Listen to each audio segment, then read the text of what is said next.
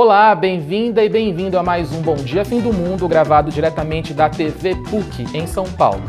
Eu sou Ricardo Terto e nesse podcast a gente traz conversas que buscam transformar a apatia em inquietação, sem derrotismo, mas também sem negacionismo. No episódio de hoje, a dança das cadeiras, ou melhor, da cadeira que se tornou a mais importante do poder em Brasília, a de líder da Câmara dos Deputados. Arthur Lira indicou o deputado Hugo Motta como seu sucessor. No primeiro bloco, quem é Hugo Motta e como o Centrão chegou ao seu nome. No segundo bloco, como a história de Hugo Motta pode indicar como vai ser a sua atuação em relação às mudanças climáticas. Tudo isso agora no Bom Dia Fim do Mundo.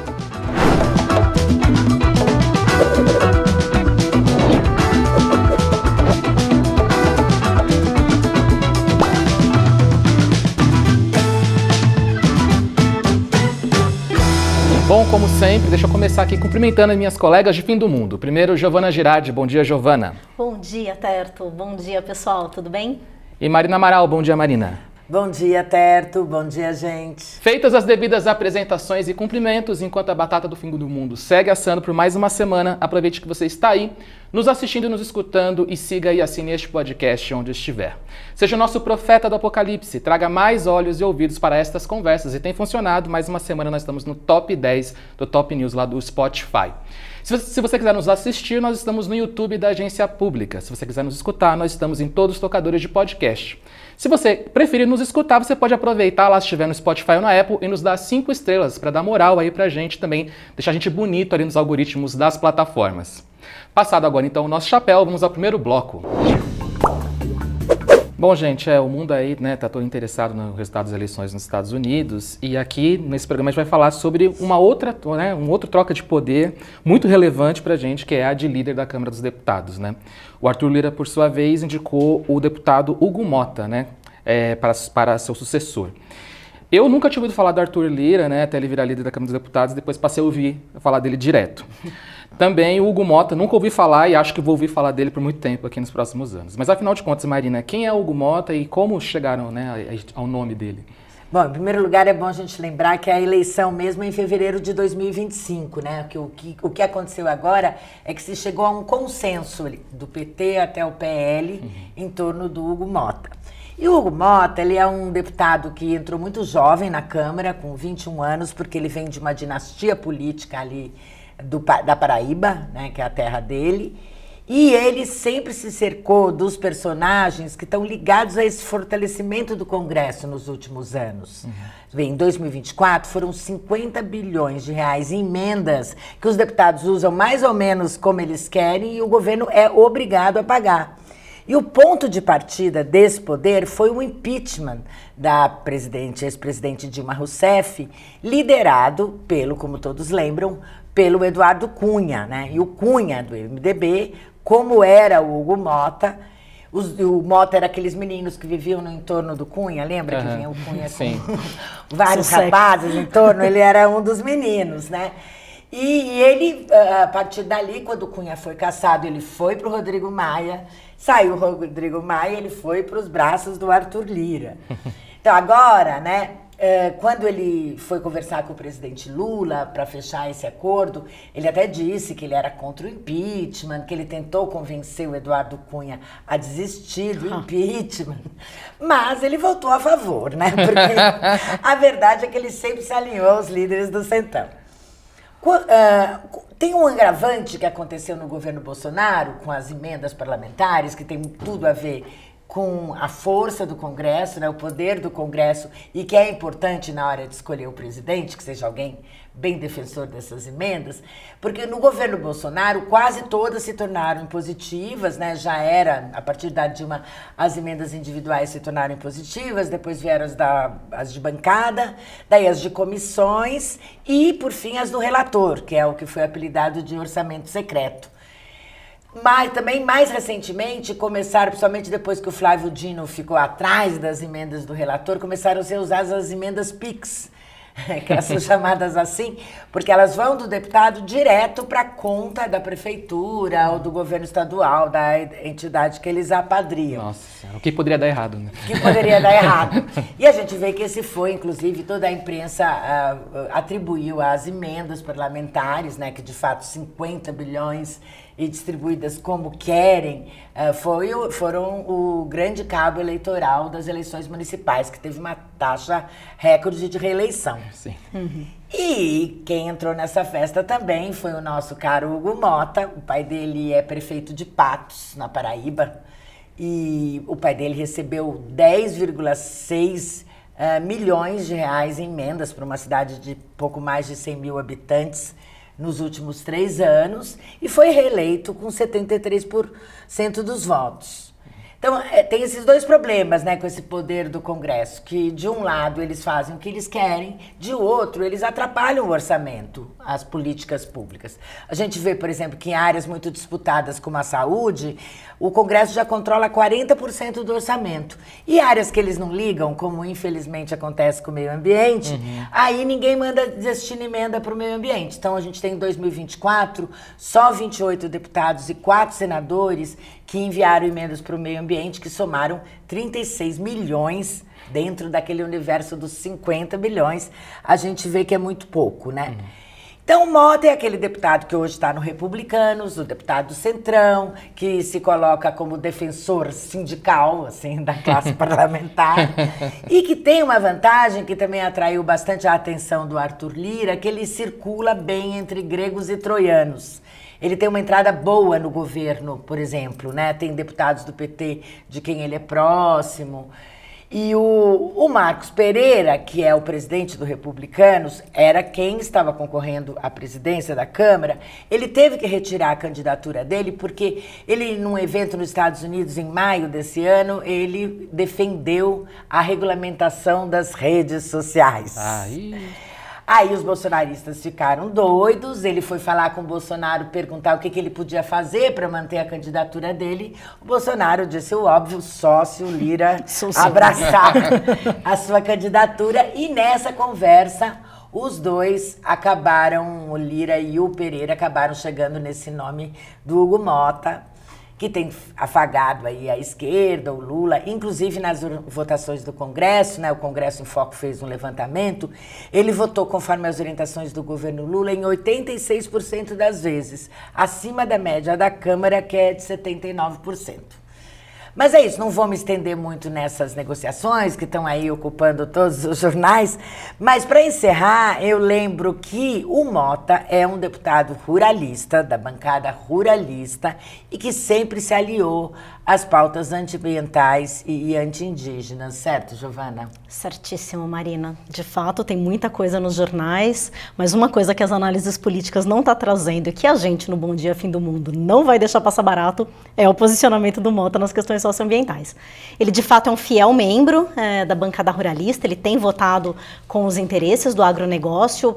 Por exemplo, ele foi a favor da aprovação do marco temporal, né, que instituiu ali uma data para a demarcação de terras indígenas. Projeto que foi aprovado mesmo depois que o STF já tinha falado que essa tese é inconstitucional. Ele aprovou também, por exemplo, ele votou a favor de um projeto que estabelece que aquela rodovia 319, a BR-319, que é super polêmica porque ela corta uma área super bem preservada ainda do estado do Amazonas, e esse projeto fala que essa BR é uma infraestrutura crítica, determinando que ela seja asfaltada ali sem muito licenciamento. Então, assim, são dois projetos bastante danosos, né? E não para por aí, não. Foi feito um levantamento recentemente chamado Farol Verde, que é uma plataforma que monitora como votam deputados e senadores em pautas relacionadas, que sejam ou pró ou contra, né, o meio ambiente. E eles classificam o desempenho do Motta como péssimo. Péssimo. Segundo essa análise, em 92% das vezes que o Motta vota em algum projeto que se relacione com a questão ambiental, ele, em geral, vai contra, né, a essa agenda. Esse Farol Verde, que foi feito pelo Instituto Democracia e Sustentabilidade, eles criaram um índice, né, que eles chamam de Índice de Convergência Ambiental. Que eles fazem o quê? Eles comparam a votação de cada parlamentar com a forma como os coordenadores da Frente Parlamentar Ambientalista recomendam seus votos. Então, por exemplo, os coordenadores foram lá e falaram que o marco temporal devia ir contra. Né? E aí eles vão estabelecendo esses índices. Então o índice do Mota, por exemplo, é de apenas 8% de convergência ambiental. O coordenador desse trabalho, que é o Marcos Wurtmann, conversei com ele e ele fala que o Mota tem um extremo antagonismo em relação a pautas ambientais, né? E é um desempenho pior do que o do próprio partido dele, porque o Republicanos teve uma convergência de 14%, e até do que os colegas dele da Paraíba. Os outros deputados, em média, tiveram uma convergência de quase 25%. Então, realmente, o Mota tem ali, né, uma posição bem antiambiental. Só que, assim, esse farol verde, ele vai de ótimo, né, ótimo, bom, regular, ruim e péssimo. E a verdade é que, assim como o Hugo Mota, 366, que significa 66% do total de deputados da Câmara, foram avaliados como péssimos em temas ambientais nessa legislatura. Então, explica muita coisa. Ideal. Né? Exatamente. Exatamente. Agora, tem uma expectativa de que talvez o Mota possa se diferenciar um pouco em relação ao Arthur Lira, justamente por causa desse papel bastante conciliador que ele tem. Pelo menos essa é a expectativa que a esquerda ali, que está apoiando ele, tem, né? O Marcos Wurtmann, por exemplo, falou que o Mota é uma figura extremamente fisiológica, que canta conforme a música. Então, talvez isso possa permitir algum grau de negociação, o que não quer dizer muito, mas, né? Estava conversando com um deputado que não quer se identificar, claro, mas ele disse que nos encontros que o Mota já teve com a bancada do PT, ele está prometendo, por exemplo, que ele não vai atrapalhar o projeto de governo, do governo Lula, e prometeu evitar pautas bomba. O que, segundo o deputado, é uma coisa que traz uma expectativa de melhora, porque uma reclamação generalizada que tem nessa legislatura é justamente de que nunca se sabe o que vai para plenário. O Arthur Lira toma uma decisão em cima da hora, pauta sem passar pelo colégio de líderes, e aí isso acaba sendo péssimo para qualquer tipo de mobilização. Porque ele fala assim que essa rotina acaba pegando os parlamentares de afogadilho, não dá tempo de reagir, e aí ele fala assim, nas pautas ambientais, né? Pela composição que a gente tem hoje da Câmara, com essa força da bancada ruralista, em geral esses temas vão ser freados, a gente não vai conseguir passar grandes coisas. Mas eles só conseguem justamente algum tipo de atuação se eles têm tempo para mobilizar a sociedade, para fazer pressão. Aí, pelo menos, a pauta o projeto sai de pauta, né? Ou se adia para mais discussões, o que acaba sendo importante para o debate, né? Não que isso vá significar um caminho fácil. O nosso colega lá da Público, Rubens Valente, até escreveu nessa terça-feira uma coluna que ele fala que provavelmente a gente vai ter mais 2 anos aí de retrocesso ambiental e indígena na Câmara por causa desse posicionamento, né, do Mota. E esse deputado falou, olha, a gente sabe, o Mota é um cara do Centrão, é um cara da bancada ruralista, então as dificuldades que a gente tem hoje, a gente vai continuar tendo. E não custa lembrar, a gente já falou isso aqui algumas vezes, que tá em jogo, né? Tem vários projetos ali muito danosos, foram até apelidados de pacote da destruição, porque eles têm um potencial grande de reduzir proteção ambiental, de aumentar desmatamento, de reduzir direitos indígenas. Então vamos ver, né, como que vai ser isso. Agora, a única coisa interessante é que ele está falando que vai evitar pautas que ele considera que tragam desgaste para a Câmara, como a pauta de costumes, que ele diz que quer tranquilidade no parlamento. Certo. O Mota, é interessante isso, porque o Mota, ele é católico, o pai dele até quando foi reeleito agradeceu a Nossa Senhora da Guia, uma família tradicional católica, mas ele é da Frente Evangélica do Congresso Nacional, a bancada evangélica, e o padrinho político dele, que é justamente o Marcos Pereira, né, o presidente do Partido Republicanos, é bispo licenciado da Igreja Universal do Reino de Deus. Mas eles nunca foram vozes muito estridentes da pauta de costumes, né? Ele tem dito, Mota, que esses são temas de formação pessoal e que ele vai focar o mandato dele em coisas de interesse de todos os brasileiros, como saúde, educação, segurança e emprego.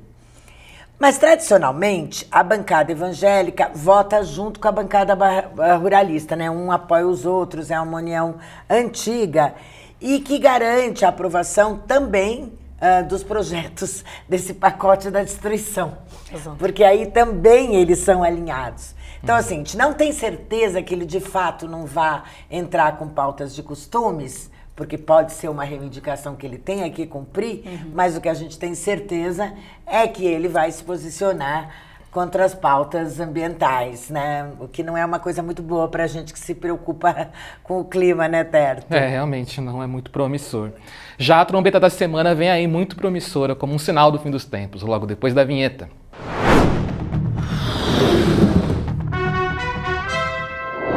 O fim do ano está chegando e ainda existem crianças por aí que acreditam em Papai Noel. Porém, as empresas interessadas em comprar por uma bagatela parte de algum serviço público de São Paulo têm todo motivo para acreditar que receberão muitos presentes nos próximos meses. O bom velhinho das privatizações é o governador de São Paulo, Tarcísio de Freitas. Assim que terminou a sua agenda de apoio para a campanha de prefeitos no estado, que incluía soltar, sem provas, no dia da eleição, acusações contra bolos que o jornalismo declaratório não hesitou em propagar por aí, Tarcísio começou a sua nova fase de agenda de privatizações. Dessa vez, foi a administração de 17 escolas que agora serão geridas por empresas, mas tem várias outras no caminho. Quando distribui esses presentes, ao invés de dar a clássica risada de Papai Noel, o Tarcísio resolve bater com toda a força o martelo da Bolsa de Valores, mas o efeito é o mesmo. Ele está rindo. De quem vai pagar mais caro, de quem vai ser demitido, de quem vai receber serviços cada vez piores. Enquanto isso, a única coisa que vai descendo pela chaminé, ou melhor, pelo fundo do poço, são as nossas esperanças na justiça eleitoral. Mas pior que acreditar na justiça eleitoral e em Papai Noel é acreditar na lenda do bolsonarismo moderado. Mas essa foi a nossa nada moderada trombeta da semana. Um sinal do fim dos tempos e um sinal de que o Bom Dia Fim do Mundo vai agora para o segundo bloco.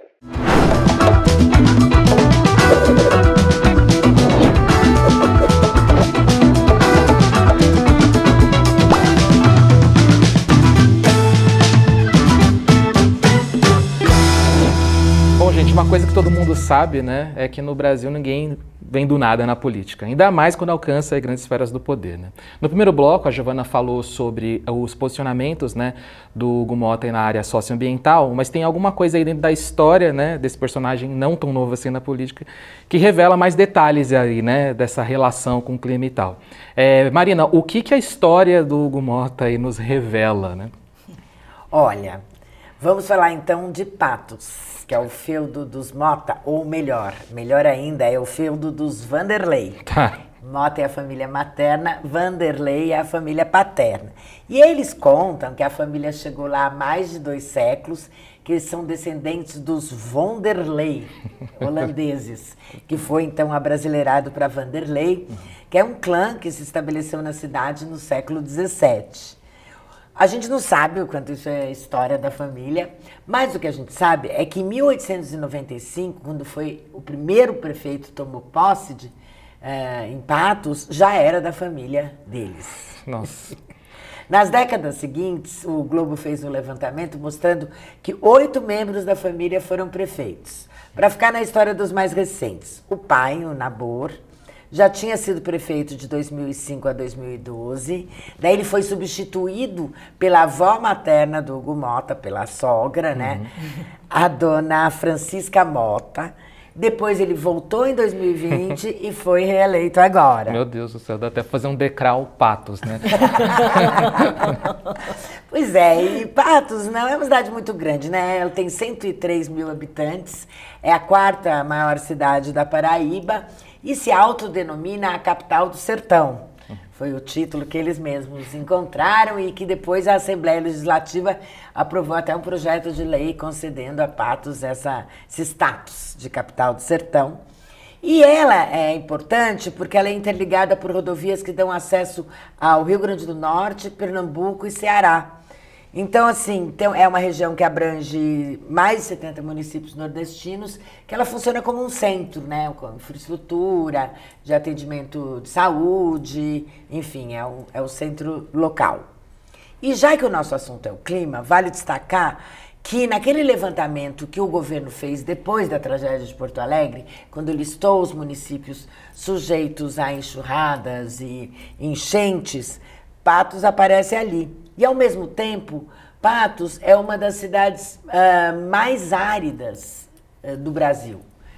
Isso é curioso, quer dizer, quando chove, enche os rios e as barragens, né? Justamente ali tem várias represas e rios, e depois fica um tempão sem chover, então fica nessa oscilação. Em setembro desse ano, quando estava aquela seca terrível, Patos foi uma das 3 cidades da Paraíba que teve umidade inferior a 20%. Isso, gente, é índice de deserto, do deserto do Saara, do deserto do Atacama, né? E outra coisa característica de Patos é o sol. O apelido da cidade é Morada do Sol, quer dizer, capital do sertão, Morada do Sol. Muitos títulos. Muitos títulos. Sim. E, de fato, ali faz um calor imenso. Em 2023, teve um dia que fez 44 graus, com sensação térmica superior a 50 graus. Nossa, até o GI, naquela época que estava esse calor danado, foi em Patos para perguntar quais eram os truques dos moradores ali para enfrentar o calor. Eu me lembro que um deles era colocar os lençóis na geladeira. Porque só aquela história de ar-condicionado e ventilador não dá conta ali também, não. Outra coisa importante é que é uma região de Caatinga, né, aquele bioma único aqui que tem no Brasil, e que é um bioma que a gente sente que ele é mais protegido, menos prestigiado, talvez, que os demais, né, Giovana? É verdade. E por causa disso, né, a gente no Brasil tende a valorizar a floresta, né?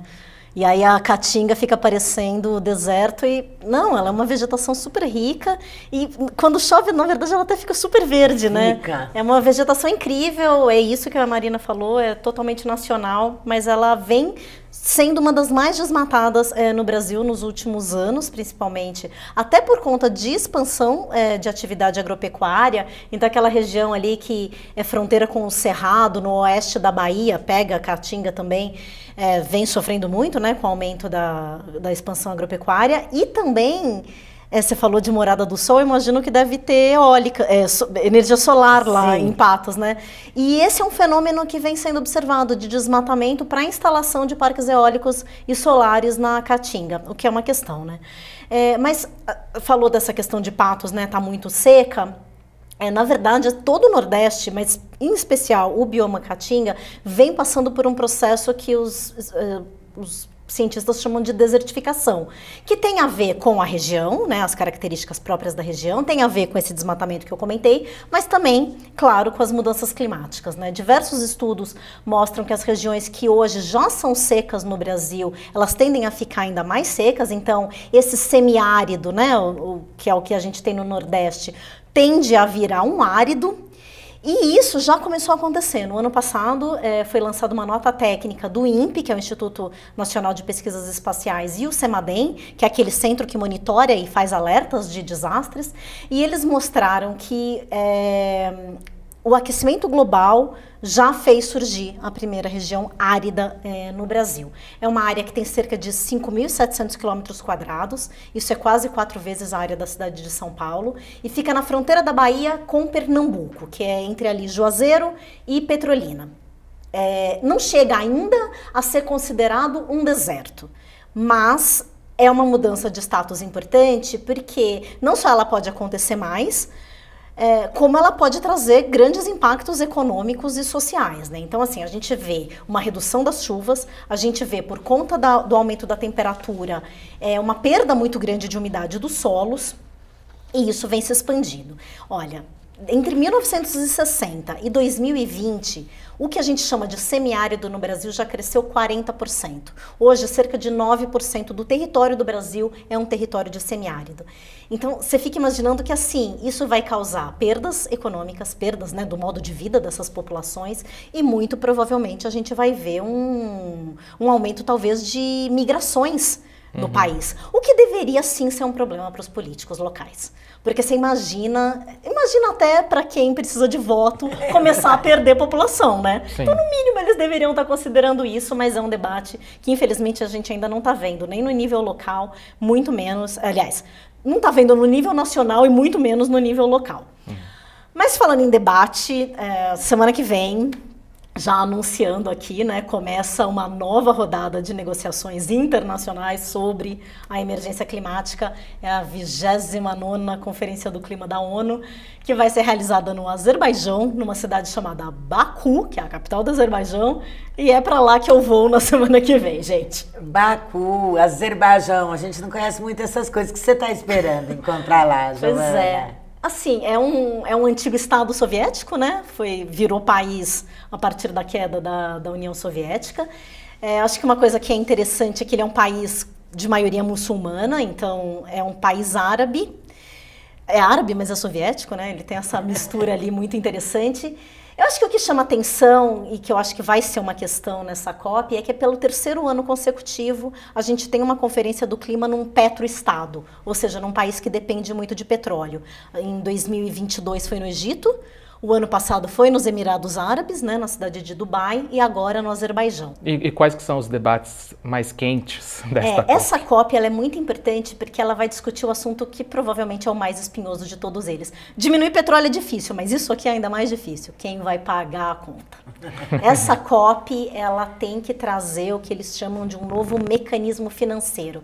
Porque uma das coisas que a gente sempre fala é que assim, mudança climática atinge todo mundo, mas atinge uns mais que outros, né? E país em desenvolvimento, pobre, que menos contribuiu para a questão climática são os que mais estão sofrendo. Então tem um certo consenso de que é preciso que os países ricos, que foram os que mais contribuíram para o problema, paguem para os pobres. Hoje existe um valor aí acordado deles darem 100 bilhões de dólares por ano para os países em desenvolvimento que acha-se que nunca foi alcançado, de fato, só que agora é preciso estabelecer um novo número, que tem gente que chega a falar que deveria passar do 1 trilhão de dólares. Então, vocês imaginam passar de 100 bi para mais de 1 trilhão, né? Esse é a principal coisa que essa COP tem que entregar.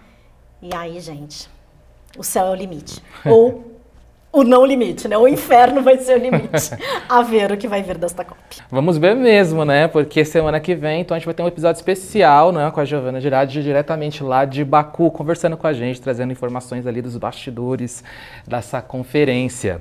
Mas a gente não sabe quem vai pagar a conta, mas eu sei quem vai trazer a luz. É o Anjo Gabriel, no quadro A Luz no Fim do Túnel, logo depois da vinheta.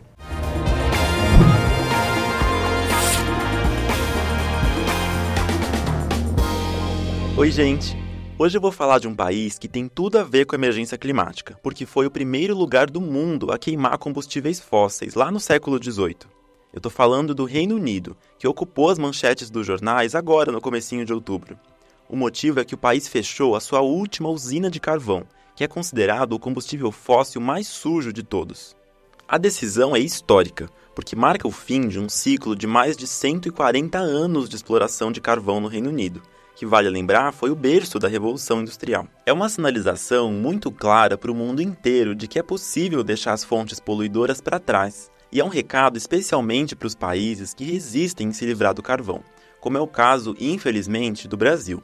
Até porque o carvão está muito ligado à poluição do ar e a doenças respiratórias, uma associação que vem antes mesmo da gente entender o que causa o aquecimento global. A produção de carvão no Reino Unido atingiu o pico por volta de 1990, e desde então o país veio taxando cada vez mais essa fonte, até que hoje ela só respondia por um traço da matriz energética. E de tão fundamental que o carvão foi para o país, agora que a produção acabou, algumas cidades estão passando por um vazio cultural e precisam se reinventar, mas a gente torce para que isso seja feito logo. As informações são da Folha de São Paulo e do Washington Post. E depois dessa luz no fim do túnel, é hora de agradecer a quem ilumina a Pública. São as pessoas que contribuem com o programa de aliados, que é o que viabiliza matérias, reportagens e formatos como este aqui. Se você quer fazer parte dessa verdadeira arca de salvação, acesse apoie.apublica.org. apoie.apublica.org e veja lá as opções para você contribuir com o nosso trabalho. E foram os aliados que viabilizaram o mais novo podcast da agência pública, Caso K, a história oculta do fundador da Casas Bahia, que já está com o primeiro episódio aí no ar para vocês conferirem e também divulgarem, né? Porque essa é uma história que foi silenciada por muito tempo e a gente precisa de você, do apoio de você aí no compartilhamento para essa história chegar em mais pessoas. Você também pode ajudar aí, né, colaborar com o Bom Dia Fim do Mundo, enviando a sua dica de trombeta da semana e luz no fim do túnel para correiodofindomundo@apublica.org. correiodofindomundo@apublica.org. Agora eu vou me despedir aqui das minhas colegas do Fim do Mundo, Giovana Girardi, que semana que vem estará lá de Baku. Um abraço, Giovana, e até Baku. Um abraço, Terto. Desejem-me sorte aí em Baku. E Marina Mará, um abraço, Marina. Um abraço, boa sorte, Giovana. Nossos corações estão com você. Até o próximo Bom Dia Fim do Mundo. Quinta-feira bem cedo em todos os tocadores de podcast e também no YouTube da Agência Pública. Você também pode nos assistir através do canal Universitário, 11h30 da noite, segunda-feira. Boa noite, Fim do Mundo, para quem nos assiste através do canal Universitário. Até semana que vem. Bom Dia Fim do Mundo.